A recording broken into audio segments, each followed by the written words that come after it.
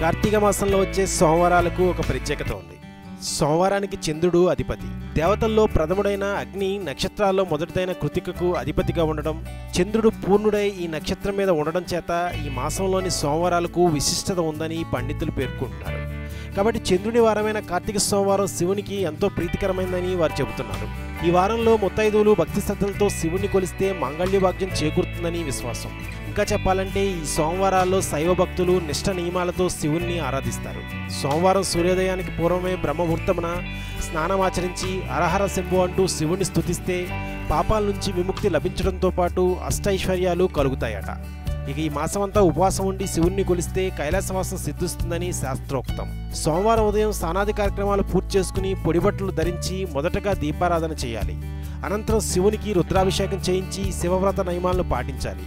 ఈ విధంగా చేయడం ద్వారా నిత్యం సిరి సంపదలతో సుఖ సౌఖ్యాలతో వర్ధిల్లుతారని విశ్వాసం.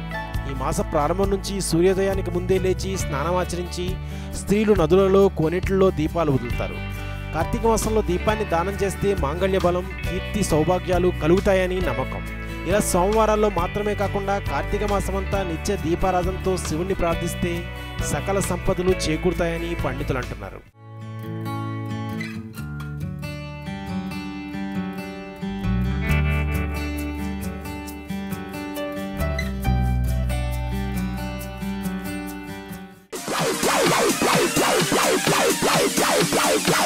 Bye.